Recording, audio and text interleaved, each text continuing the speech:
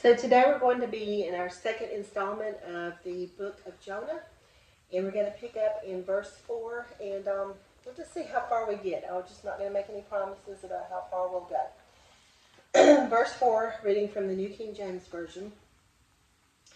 But the Lord sent out a great wind on the sea, and there was a mighty tempest on the sea, so that the ship was about to be broken up. Then the mariners were afraid, and every man cried out to his God, and threw the cargo that was in the ship into the sea to lighten the load. But Jonah had gone down into the lowest parts of the ship, had laid down, and was fast asleep. So let's digest a little bit of that before we go any further. So as we read verses 1 through 3, God had told Jonah to arise and go to Nineveh, cry out against them because of their wickedness. But Jonah, the prophet of God, rebels and goes the opposite direction. He goes to Joppa. He boards a ship for Tarshish. He pays the fare to go away from the presence of the Lord. Now we know he can't get away from that, but that's his intention. So here he is on the sea, and sometimes God writes people off, but usually it's not before he strives with them, he works with them, he woos, he calls them, he warns them. And so Jonah is a prophet. He should know better than the way he's acting. So the Lord sends a great wind. God himself causes the circumstances to come Jonah's way to deal with him because he's being disobedient. It was a great wind, and the ship was about to be broken up. His life, the life of the mariners, the cargo that was on the ship, the captain, all of that was in danger because of Jonah's sin. As we talked about the last video, when we sin, we never sin in a vacuum. There's a price to be paid for sin, and sin generally gives a payday to those around us. It ripples out, causing problems for others. In verse 5, we see that the mariners were afraid. So these are seafaring men. This is what they do for their living or their vocation. So if they're afraid, we can be pretty sure that this wind that God had sent was remarkable.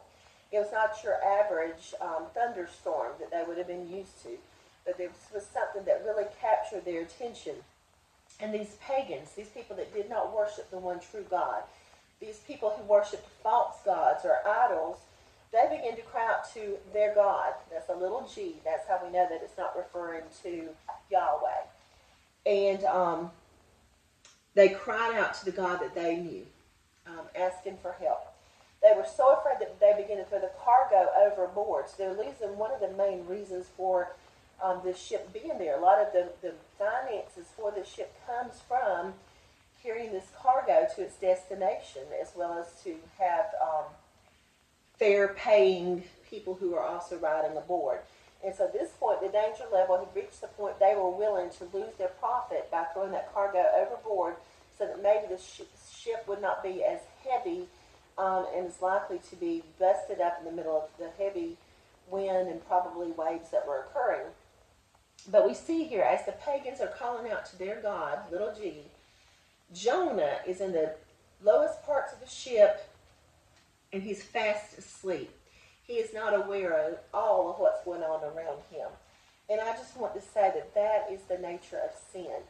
Sin has the ability to lull us to sleep, to cause us to not see what's going on in our own lives, to not allow us to see the danger that we're in.